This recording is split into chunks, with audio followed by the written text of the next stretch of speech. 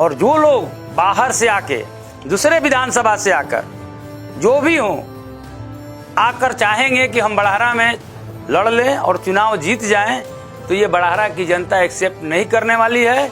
RJD किसी यादव पर विश्वास नहीं करके एक राजपूत को कैंडिडेट देने का क्या फायदा मिलेगा? ये भी तो हम लोगों के साथ छलावा हुआ। जैसे लालू यादव से हमारी वोट को हटाया गया झूठी वादे करके, और हम लोगों ने एक मुश्त वोट राजपूत समाज, एनडीए के लोग छलावा करके हमारे राजपूत समाज का एक मुश्त वोट एनडीए गठबंधन को दिया गया। लेकिन आज के दिन में राजपूत समाज अपने आप को ठगा हुआ महसूस कर रहा है। लेकिन परीक्षा की घड़ी तो अब आपकी है। पिछलगुआ बन के वोट देने वाले कौम नहीं है, हम लोग जिंदा कौम है। अगर हम लोग तेजस्वी यादव को मुख्यमंत्री बनाने का ऐलान किए हैं तो निश्चित रूप से बड़हरा से ये आवाज उठेगी कि तेजस्वी प्रसाद यादव को मुख्यमंत्री बनाना है और ये एनडीए की सरकार को हटाना है। तेजस्वी यादव के दबाव से तेजस्वी ने नकेल कसा और तेजस्वी के दबाव में आकर उनके बातों को मानना पड़ा नीतीश कुमार जी को और युवा आयोग का गठन करना पड़ा। नमस्कार, मैं हूं अमित सिंह और आप देख रहे हैं फर्स्ट बिहार झारखंड। देखिए, बिहार में इसी वर्ष विधानसभा के चुनाव होने हैं और चुनाव की घड़ियां जब आती है तो राजनीतिक के जो धुरंधर होते हैं, राजनीतिक में जो शामिल लोग होते हैं, उनकी कोशिश होती है कि वो कहीं न कहीं किसी न किसी पार्टी से अपनी उम्मीदवारी पेश करें। आज ऐसे ही शख्सियत हमारे सामने हैं। अशोक कुमार सिंह बड़हरा विधानसभा क्षेत्र से आते हैं और राम बाबू सिंह के नाम से भी अपने इलाके में प्रचलित है। जितनी मुझे जानकारी है राम बाबू जी के बारे में कि इलाके में कहा जाता है कि 24 घंटे में ये 24 घंटे लोगों के साथ रहते हैं, वहीं सोते हैं, वहीं खाते हैं, वहीं पीते हैं, वहीं रहते हैं, यानी लोगों के दुख दर्द में ये शामिल रहते हैं। आज हमारे सामने हैं। सबसे पहले तो राम बाबू जी, आपका स्वागत है। आपको भी मेरे तरफ से और पूरे बड़हरा विधानसभा की जनता के तरफ से आपको भी स्वागत। और आपका परिचय जिस तरह से लोग बताते हैं कि राम बाबू सिंह के बारे में या अशोक कुमार सिंह के बारे में कहा जाता है कि सामाजिक कार्यकर्ता भी हैं, बड़हरा का बेटा भी हैं, राजनीतिक भी हैं और बड़े कारोबारी भी हैं। क्या कहा जाए, आपको किस नाम से संबोधित करें? जो रख दीजिए, जिस नाम से संबोधित कीजिए, कोई अंतर नहीं पड़ता है। हम बड़हरा का बेटा हैं और बड़हरा विधानसभा, बड़हरा ब्लॉक, बड़हरा थाना और बड़हरा पंचायत का मैं बेटा हूं और बड़हरा के लोगों के हर सुख दुख में, मरनी, जियनी, शादी, ब्याह जो भी होता है, दवा दारू, सबके घर में जो भी प्रॉब्लम होती है मैं जाकर सुनता हूं और उसका निदान करता हूं।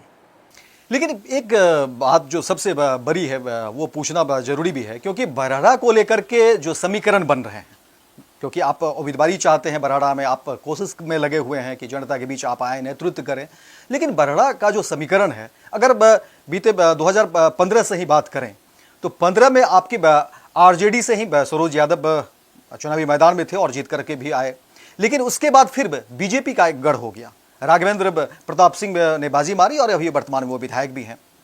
इस तरह की परिस्थिति में कैसे जो है आप वहां पर जो मैदान में उतरेंगे?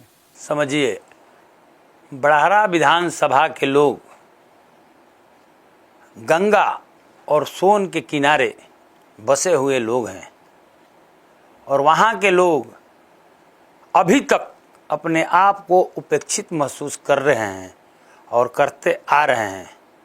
इसलिए बड़हरा ने ललकारा है और बड़हरा ने बताया है कि अबरी बार बड़हरा से राम बाबू सिंह को, अपने बेटा को विधानसभा में भेजने का काम करेंगे और तेजस्वी प्रसाद यादव को मुख्यमंत्री बनाने में बड़हरा की भी अहम भूमिका होगी। नहीं, बिल्कुल सही है, लेकिन एक सवाल है कि बड़हरा से 2015 में मैंने पहले भी कहा कि सरोज यादव चुनावी मैदान में थे और जीते भी थे।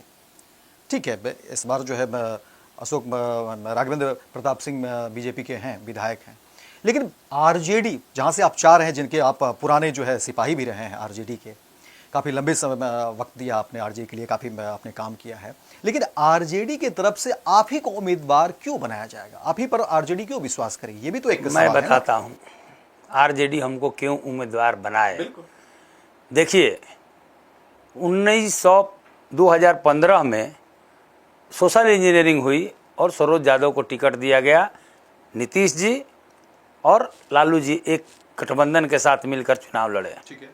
उसमें राघवेंद्र प्रताप सिंह हमारे बड़े भाई हैं, उन्होंने समाजवादी पार्टी से चुनाव लड़ा और उन्होंने करीबन 14,000 वोट काट लिए, जिसका नतीजा हुआ कि आशा देवी वहाँ से चुनाव 13,000 वोट से हार गई।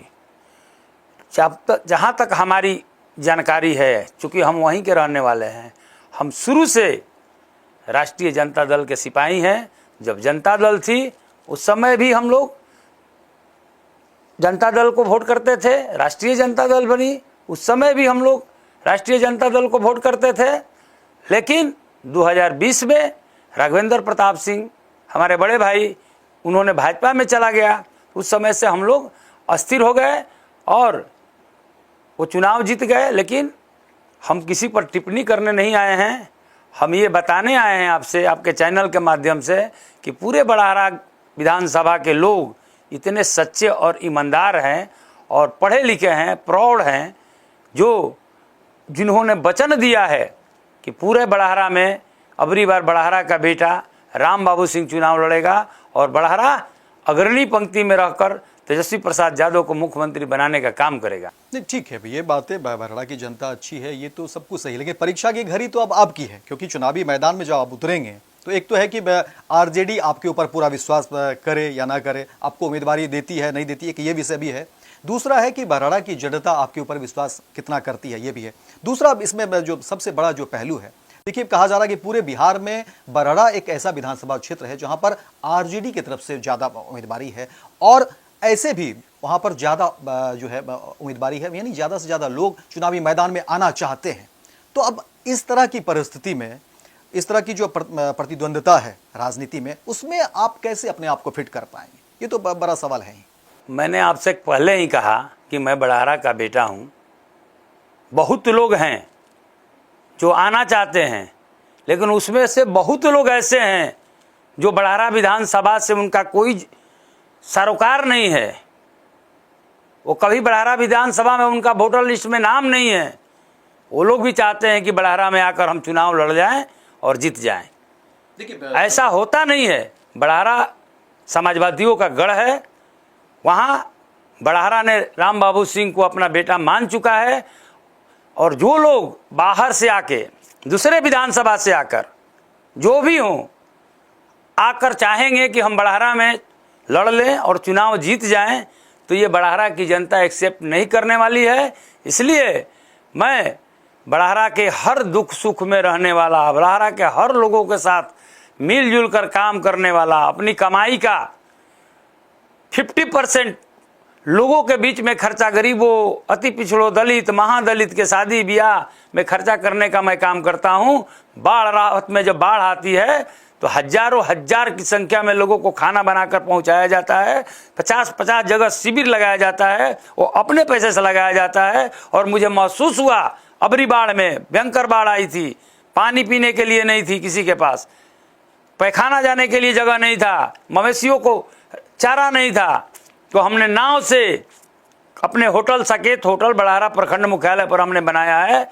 वहाँ गरीबों की शादियाँ होती है और वहाँ पर खाना बनवाकर पिकअप बांध से, मैजिक से बांध जहाँ जहाँ उचित स्थान पर लोग ठहरे हुए थे, उन लोगों को खाना पहुँचाया। तो हमने उस समय समझा कि हम अकेले अपने दम पर बड़ाहरा की समस्याओं का समाधान नहीं कर सकते हैं। हमारा जितना शक्ति है हम हमेशा करते हैं। लेकिन आपसे देखिए, इस पॉडकास्ट से पहले जब मैं जानकारी चाह रहा था, मैं जानकारी इकट्ठा कर रहा था आपके बारे में कि बड़ाहरा के लोग क्या सोचते हैं राम बाबू सिंह को लेकर, क्या कुमार सिंह को लेकर के, तो देखिए कई तरह की जानकारी मिलेगी और ये आपके लिए भी जानना बेहद जरूरी है। देखिए कुछ लोगों का कहना था कि नहीं, अशोक सिंह जो है, राम बाबू सिंह जो है, वो बड़ाहरा का बेटा कहिए, बड़ाहरा का लाल कहिए, जो कहिए वही है। हम लोगों को कुछ भी होता है तो पहले जो है उनको फ़ोन करते हैं, उनसे मिलते हैं और मेरा काम हो जाता है। कुछ लोग ऐसे भी थे जिन्होंने कहा कि नहीं, बड़ाहरा में अगर राम बाबू सिंह नहीं रहेंगे तो फिर समझिए कि हम लोग इंतज़ार करते हैं, अगर कहीं वो काम से बाहर चले जाते हैं तो हम लोग उनका इंतज़ार करते हैं और हम लोग फिर वो आते हैं तो काम होता है। इस तरह की खबरें निकली। लेकिन एक तबका ऐसा भी है जिसने कहा कि नहीं, राम बाबू सिंह तो बड़े कारोबारी हैं, बड़े बिजनेसमैन हैं, बड़े कॉन्ट्रैक्टर हैं, तो ये भी एक शब्द जो है आपके नाम पर जुड़ते रहे हैं कि बड़े कारोबारी हैं। तो एक बड़े कारोबारी अगर राजनीति के क्षेत्र में आते हैं, जनता का नेतृत्व अगर उनको मिलता है, बड़ी जिम्मेदारी होती है एक विधायक बनने के तौर पर, तो फिर आप कैसे उन सब चीजों को मैनेज करेंगे? और एक बड़े कारोबारी की जब बात हो जाती है, बड़े कॉन्ट्रैक्टर की जब बात हो जाती है, तो कहीं ना कहीं एक सवाल या निशान देखिए लोगों के मन में उठता है, उसको कैसे आप देखते हैं? देखिए, हम अपने जीवन पालन के लिए व्यवसाय करते हैं। भगवान की दया से हमें कोई कमी नहीं मिली है। जन्म काल से ही मैं वैसे परिवार से बिलोंग करता हूं जिसको कभी गरीबों को मदद करने में कभी कमी नहीं हुई। भगवान ने ऐसा आज तक दिया है। मेरा 46-47 वर्ष उम्र हो गया, आज तक हमारे परिवार में, मेरा बहुत बड़ा परिवार है गांव पर, आप पता भी करिएगा, और सब लोग एक में हैं, लेकिन शुरू से हम लोग गरीबों को, दलित, पिछड़ा, सबको मदद करते आ रहे हैं और आज भी वो परंपरा जारी है। चूँकि 2006 से 2021 तक हमारे बड़े भाई वीरेंद्र बहादुर सिंह बड़हरा पंचायत के मुखिया हुआ करते थे और मुखिया रहते हुए वो पूरे बड़हरा ब्लॉक का अकेले नेतृत्व करते थे और हमारा काम रहता था कि सरकार के द्वारा जो भी योजनाएं चल रही है उसको क्रियान्वित करते थे और ईमानदारी पूर्वक उसको लागू करते थे और जो भी कमी बेसी होती थी वो हमसे कहते थे कि राम बाबू ये करना है गरीबों को, तो हम करते थे। इसलिए बड़हरा की जनता हमारे साथ है। एक सवाल और है राम बाबू जी, क्योंकि जो खबरें है आपके बड़हरा की, उसमें जो जातीय समीकरण है, क्योंकि देखिए जब चुनाव में आप आते हैं तो फिर जाति की बात नहीं करेंगे तो वो बेईमानी होगी, और सच तो यही है। बिहार की राजनीति की अगर बात करेंगे तो जाति की राजनीति होती ही है और जातीय समीकरण वो तमाम पार्टियां भी देखती है, उससे आप अलग नहीं हो सकते हैं, छूते नहीं हो सकते हैं, और तमाम चीज़ों को देख करके ही आपको सिंबल मिलता है ताकि जो ये उम्मीदवार खड़ा होगा तो इनके जाति का जो है कितना प्रतिशत वोट है। आप क्योंकि राजपूत समाज से आते हैं, आरजेडी MY समीकरण के लिए जानी जाती रहे ये पार्टी, हालांकि तेजस्वी यादव ने कहा है कि A to Z की पार्टी है और वो सबको लेकर के काम कर रहे हैं, लेकिन जो जमीन पर जो चीज़ें दिखती हैं, और आप राजपूत समाज से आ रहे हैं, आरजेडी क्योंकि MY समीकरण पर है, क्या आप वहाँ पर रघुवंश और यदुवंश इस तरह के गठजोड़ को आगे बढ़ाना चाहते हैं? और फिर राजपूतों का क्या वाकई आपको वहाँ पर समर्थन मिलेगा? इस पर भी जिच है, इस पर भी देखिए दोनों बातें हैं। एक तो पार्टी की तरफ से जब सिंबल देने की बात होगी तो इस पर भी चर्चा जरूर होगी, और जब आप सिंबल लेके आएंगे तो लोगों के बीच भी चर्चा होगी कि राम बाबू सिंह हमारे बीच आए हैं तो क्या वो किस तरह का नेतृत्व कर पाएंगे, बड़हरा को कितना फायदा दिला पाएंगे, और जातीय समीकरण पर भी बात होगी। देखिए, आप जातीय समीकरण का जहाँ तक बात कहे, मैं राजपूत समाज से आता हूँ और राजपूत समाज समाजवादी हैं, होते हैं। हम लोग VP सिंह, चंद्रशेखर जी, लोहिया जी, कर्पूरी ठाकुर और लालू यादव के विचारों से चलने वाला हमारा समाज है। पूर्व में हमारा समाज लालू प्रसाद यादव जी को वोट करता था और लालू प्रसाद यादव जी राजपूतों को मान सम्मान देने का काम किया करते थे। हम लोगों के साथ छलावा हुआ, जैसे लालू यादव से हमारी वोट को हटाया गया झूठी वादे करके, और हम लोगों ने एक मुश्त वोट राजपूत समाज, किसने छलावा कर दी?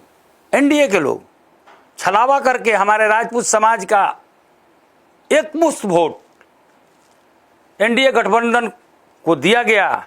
लेकिन आज के दिन में राजपूत समाज अपने आप को ठगा हुआ महसूस कर रहा है, क्योंकि बिहार से 5 सांसद जो अपने आप में विद्वान कहलाने वाले हैं, अपने आप में कहीं उनकी अपनी हैसियत है, किसी से मोदी अमित शाह से कम उनकी क्षमता नहीं है, बुद्धि उनसे कहीं आगे है, फिर भी आप नाम समझ लीजिए, रूडी साहब, सिग्रीवाल साहब, राधा मोहन सिंह, बीणा देवी लोजपा से, और एक बुला रहे हैं हम लवली आनंद, ये 5 लोग NDA से जीतकर केंद्र में गए, लेकिन राजपूत समाज से किसी एक को भी मंत्री नहीं बनाया गया। इसलिए राजपूत समाज, पूरे शाहाबाद और पूरे बिहार के राजपूत अबरी बार इस छलावे में आने वाले नहीं हैं और नहीं तो एनडीए को वोट करने जा रहे हैं। हम लोगों ने जुआ संवाद में हजारों हजार गाड़ियां लेकर आया था और पूरे राजपूत समाज से मैंने आह्वान किया था कि अबरी बार तेजस्वी प्रसाद यादव के नेतृत्व में जिस तरह हम लोगों ने लालू यादव के साथ रहकर रघुवंशी और जदुवंशी का परिचय देकर लालू जी की सरकार बनाए थे, उस समय रघुवंश बाबू केंद्र में मंत्री हुआ करते थे। 14 राजपूतों की जो झारखंड और बिहार एक में था तो उसमें राजपूत समाज से 14 कैबिनेट मंत्री हुआ करते थे।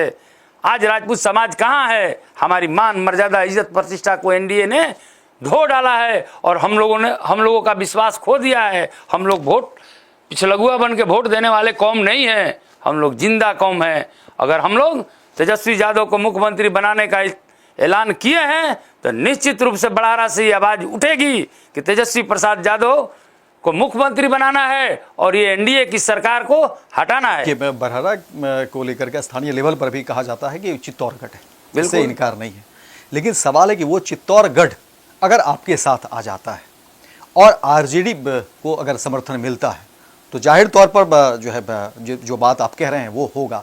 लेकिन सवाल उठ रहा है कि क्योंकि मैंने पहले भी कहा कि 2015 में आरजेडी से वहाँ उम्मीदवार थे, ऐसे में आरजेडी किसी यादव पर विश्वास नहीं करके एक राजपूत को कैंडिडेट देने का क्या फायदा मिलेगा? ये भी तो बता। आप समझिए, बात को समझिए। राजपूत समाज अपने आप को ठगा हुआ महसूस कर रहा है एनडीए सरकार से और राजपूत समाज लालायित है कि तेजस्वी जी जो बात बोले हैं कि हम A to Z की पार्टी हैं, जो तेजस्वी जी अब A to Z की पार्टी है तो बड़ारा विधानसभा चित्तौड़गढ़ है, तो चित्तौड़गढ़ में राजपूतों की भागीदारी होनी चाहिए और होगी। हमें पूर्ण विश्वास है कि माननीय नेता हमारे तेजस्वी प्रसाद यादव इस पर जरूर विचार करेंगे और किए भी हैं और आजमाए भी हैं कि हम लोगों ने 4 शाहाबाद में लोकसभा चुनाव हुआ, चारों जीतकर महागठबंधन के झोली में हम लोगों ने डाला।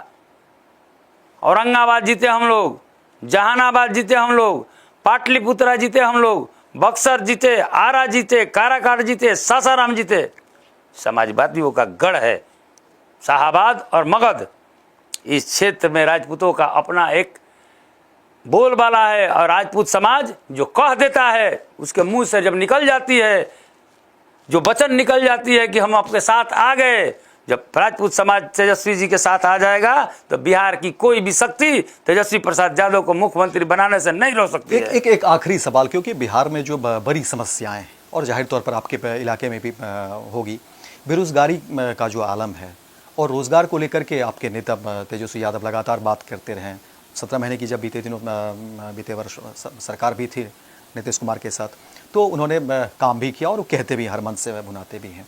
क्या सरकार अगर आप लोगों की बनती है, आरजेडी महागठबंधन की सरकार बिहार में बनती है, तो क्या रोजगार को लेकर के वाकई काम होगा? पलायन क्या वाकई बिहार में से रुकेगा? और जो मजदूरों की फैक्ट्री बनता जा रहा है बिहार, क्या उस पर अंकुश लगेगा, रोक लगेगा और क्या वाकई युवाओं को रोजगार मिलेगा? इस पर क्या आप समझ लीजिए। नीतीश जी जब आए थे तेजस्वी जी और लालू जी के पास भाजपा से हटकर, तो तेजस्वी जी ने उनसे वादा कराया था कि हम 10 लाख रोजगार देंगे। 17 महीने की सरकार में विभिन्न विभागों में रोजगार उत्पन्न किए और नौकरियां बांटी। पूरे बिहार के लोग, इसको बहुत बताने की जरूरत नहीं है, ये तेजस्वी यादव के 17 महीने के कार्यकाल में 5 लाख युवाओं को गांधी मैदान में बुलाकर नौकरियां बांटी गई, टूरिज्म पॉलिसी लाई गई, स्पोर्ट पॉलिसी बनाया गया, मेडल लाओ नौकरी पाओ, वो भी गांधी मैदान में। तो काम करने की क्षमता तेजस्वी प्रसाद यादव में है और बिहार के सारे जुआ जात पात दल को मिटाकर नीतीश कुमार ने तो आज घोषणा कर दी युवा आयोग का। मांग किसकी है? ये हमारे नेता तेजस्वी प्रसाद यादव की मांग थी कि हमारी सरकार बनेगी तो जुआ आयोग का गठन किया जाएगा। उस मांग को तेजस्वी यादव के दबाव से तेजस्वी ने नकेल कसा और तेजस्वी के दबाव में आकर उनके बातों को मानना पड़ा नीतीश कुमार जी को और जुआ आयोग का गठन करना पड़ा। जुआ ने 26 तारीख को पूरे बिहार के जुआ अंगड़ाई ले चुका है। बिहार में परिवर्तन होने जा रहा है और ये डबल इंजन की सरकार जो रोजगार विरोधी है, महंगाई इसके सरकार में अहम है, ब्लॉक में बिना घूस का काम नहीं होता है, स्वास्थ्य विभाग चरमराया हुआ है, ऐसे सरकार को यहाँ रहने की 1 मिनट भी बिहार की जनता देखना नहीं चाहती है। और तेजस्वी प्रसाद यादव जुआ हैं, उनको आशा और विश्वास के साथ बिहार की जनता देख रही है, वो करके दिखाए हैं। और पूरे बिहार की जनता को आशा है कि तेजस्वी प्रसाद यादव अगर मुख्यमंत्री बनते हैं तो बिहार का कल्याण होगा, बेरोजगारी, पलायन, महंगाई सब घटेगी और सब साथ मिलकर एक साथ बैठकर पूरे बिहार के नक्शा और दिशा और दशा को तय कर बिहार का विकास कराया जाएगा। ठीक है, तो ये देखिए, ये रामबाबू सिंह हैं जो बरहड़ा विधानसभा से आने वाले चुनाव में उम्मीदवार के तौर पर खड़ा होना चाहते हैं। देखना दिलचस्प होगा कि आरजेडी इनके ऊपर कितना विश्वास करती है और उसके बाद फिर परीक्षा की बड़ी घड़ी होगी जब जनता के बीच आप जाएंगे और जनता आपके ऊपर कितना विश्वास करती है, कितना जनता का आशीर्वाद मिलता है। हालांकि रामबाबू सिंह के बारे में जो हमारी एक कह सकते हैं कि हमने जो रिपोर्ट वहाँ से मंगाई थी तो उसके बारे में कहा गया कि लोगों के बीच दिन रात काम करते हैं, युवाओं के बीच काम करते हैं। लेकिन रामबाबू सिंह, ये परीक्षा की घड़ी भी होगी आपकी कि आपने जो काम किया है। देखिए, माननीय नेता अगर तेजस्वी प्रसाद यादव जी हमको सिंबल देते हैं तो बड़हरा विधानसभा में दल नहीं रह जाएगा, बड़हरा विधानसभा में दिल हो जाएगा। बड़हरा विधानसभा के सभी जाति धर्म के लोग बड़ी बात कह रहे हैं, एक दिल बनकर रामबाबू सिंह को जिताने का ही काम नहीं करेंगे। पूरे शाहाबाद के लोगों के पास बड़हरा से एक आवाज़ जाएगी और पूरे बड़हरा चित्तौड़गढ़ से आवाज़ जाएगी पूरे बिहार में कि तेजस्वी प्रसाद यादव ने एक राजपूत को, रामबाबू सिंह को टिकट दिया। A to Z की पार्टी है, इसलिए पुनः हम लोग रघुवंशी और जदवंशी मिलकर इस बिहार की निकम्मी सरकार को उखाड़ के फेंक देंगे और तेजस्वी प्रसाद यादव को मुख्यमंत्री बनाने का काम करेंगे। तो बड़ा ऐलान भी आप कर रहे हैं इस बहाने। तो देखिए, रामबाबू सिंह ने ऐलान तो कर दिया है, लेकिन परीक्षा की घड़ी जो है विधानसभा चुनाव जब नज़दीक होगी उसके बाद पता चलेगा। और आरजेडी कितना विश्वास करती है ये भी देखना दिलचस्प होगा कि तेजस्वी यादव के मन में क्या कुछ चल रहा है, पार्टी लाइन की तरफ से जो है क्या कुछ बातें होगी। उसी वक्त पता चलेगा कि रामबाबू सिंह वाकई पार्टी के लिए कितना मुफीद है। और जनता के बीच जब आप जाएंगे तो जाहिर तौर पर उस समय पता चलेगा कि आपने कितना काम किया और जनता का भरोसा कितना आपके ऊपर है। फिलहाल रामबाबू सिंह हमारे स्टूडियो में आए, पॉडकास्ट में आए, इसके लिए बहुत बहुत धन्यवाद। आपको भी धन्यवाद।